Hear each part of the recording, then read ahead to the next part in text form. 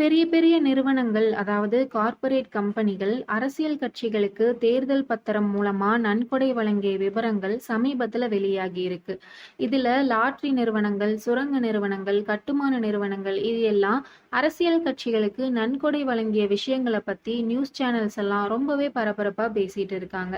இதனுடைய வரிசையில, அதாவது அரசியல் கட்சிகளுக்கு நன்கொடை வழங்கிய வரிசையில பல பெரிய பெரிய ஹெல்த் கேர் நிறுவனங்களும் வந்தது தான் ஏன் அப்படின்னே புரியல. இது பத்திய விஷயங்களை மக்கள் தெரிஞ்சுக்க வேண்டியது ரொம்ப ரொம்ப அவசியமான ஒண்ணு. வெல்கம் டு பிரபஞ்ச நண்பர்கள் யூடியூப் சேனல். முதல்ல இந்த தேர்தல் பத்திரம்னா என்ன அப்படின்னு நாம தெரிஞ்சுக்கணும். ஒரு நிறுவனம் அரசியல் கட்சிகளுக்கு பணத்தை நேரடியா தராம அதை வங்கிகள்ல கொடுத்து பத்திரமா வாங்கி அந்த பத்திரத்தை அரசியல் கட்சிகளுக்கு கொடுப்பாங்க. இத அந்த கட்சிகள் திரும்ப வாங்கி வங்கியில கொடுத்து பணமா மாத்திக்குவாங்க. இந்த ஒரு முறை 2017 இருந்து நடைமுறைக்கு இருக்கு. 2017 இருந்து இந்த முறை, அதாவது எந்த நிறுவனங்கள் யாருக்கு எவ்வளவு நன்கொடை தர்றாங்க அப்படின்றது எதுவுமே வெளியே தெரியாத விஷயமா இருந்துச்சு. ஆனா சில நாட்களுக்கு முன்னாடி வந்த கோர்ட் உத்தரவின்படி இப்போ இந்த லிஸ்ட்லாம் வெளியே வந்திருக்கு.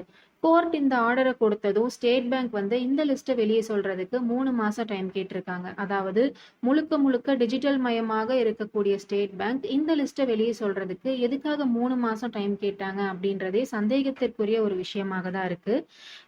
நீதிமன்றம் உடனடியா இதை வெளியிடணும்னு சொன்னதுக்கு அப்புறமா ஸ்டேட் பேங்க் இந்த லிஸ்ட்டை சமீபத்துல வெளியிட்டிருக்காங்க. இந்த லிஸ்ட்ல நிறைய சுரங்க நிறுவனங்கள், எலக்ட்ரிக் நிறுவனங்கள், கட்டுமான நிறுவனங்கள், இந்த மாதிரி பெரிய பெரிய பல நிறுவனங்கள் எல்லாம் வருது. இந்த நிறுவனங்களுடைய ஊழல் பத்தி எல்லா ஊடகங்களும் பேசிட்டு இருக்காங்க. அதாவது இந்த நிறுவனங்களுக்கு இவ்வளவு பணம் எங்கிருந்து வந்துச்சு அப்படின்ற மாதிரியான பேச்சுக்கள் போயிட்டு இருக்கு. ஆனா நாம இப்போ இந்த நிறுவனங்களை பத்தி பேச போறதில்ல. ஸ்டேட் பேங்க் வெளியிட்ட கோடிக்கணக்கில் நன்கொடை வழங்கிய நிறுவனங்களுடைய வரிசையில சில ஹெல்த் கேர் நிறுவனங்களும் வருது. அதாவது அந்த ஹெல்த் கேர்ஸ் மட்டும் 534 கோடி நன்கொடை வழங்கி இருக்காங்க. சில ஹெல்த் கேர் நிறுவனங்கள் மட்டும் 534 கோடி வழங்கி இருக்காங்க அப்படின்னா இவ்வளவு பணம் நன்கொடையா வழங்கக்கூடிய அளவுக்கு அவங்களுக்கு பணம் எங்கிருந்து வந்துச்சு? இப்போ உதாரணமா பார்மா அப்படின்ற பார்மசி 32 கோடி கொடுத்திருக்காங்க. டாக்டர் ரெட்டிஷ் 84 கோடி, டோரண்ட் பவர் 78 கோடி, ஹெக்டர் பார்மா 30 கோடி, இந்த மாதிரி இன்னும் நிறைய கம்பெனிகள் கோடிக்கணக்கில் நன்கொடையை வாரி வழங்கி இருக்காங்க. இது போல உயிரை காப்பாற்றக்கூடிய மருந்து நிறுவனங்கள் மக்களுடைய ஆரோக்கியத்துல கவனம் செலுத்தாம தேர்தல்ல கவனம் செலுத்துறதுக்கான அவசியம் என்ன வந்துச்சு?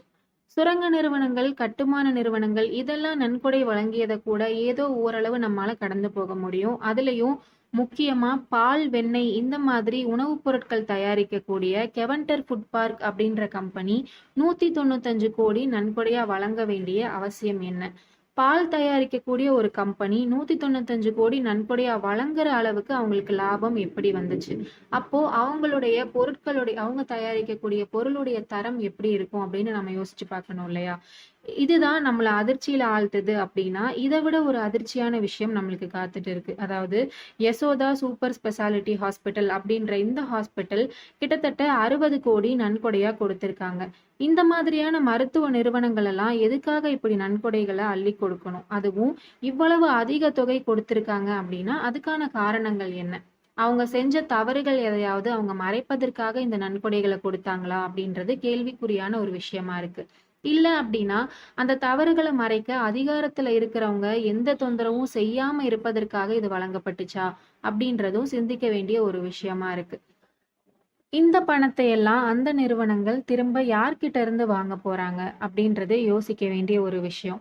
மருந்து கம்பெனி எல்லாம் நோய்களை குணப்படுத்தி நம்மளை ஆரோக்கியமா வாழ வைப்பாங்க அப்படின்னு தான் மக்கள் நம்புறாங்க. ஆனா இந்த ஒரு செயல் அந்த நம்பிக்கையில விழக்கூடிய ஒரு மிகப்பெரிய சவுக்கடியாகவே இருக்கு. இனி இந்த நிறுவனங்கள் எல்லாம் தரமான மருந்துகளை கொடுத்து மக்களுடைய ஆரோக்கியத்துல கவனம் செலுத்துவாங்களா?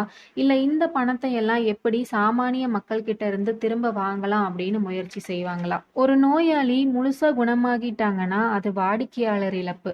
அந்த நோய்க்கான அடிப்படை காரணம் என்னன்னு அந்த நோயாளிக்கு தெரியப்படுத்தாமையே அந்த நோயினால வரக்கூடிய தொந்தரவுகளுக்கு மட்டும் வாழ்நாள் முழுக்க மருந்துகளை வாங்கக்கூடிய வாடிக்கையாளரா உருவாக்குறது தான் அவங்களுடைய நோக்கமா இருக்குமா? சிந்திச்சு செயல்படக்கூடிய மக்கள் இருக்கிற வரைக்கும் இங்க யாரும் யாரையும் ஏமாத்த முடியாது அப்படின்றத நம்ம எப்பயுமே நம்மளோட நினைவுல வச்சுக்கணும்.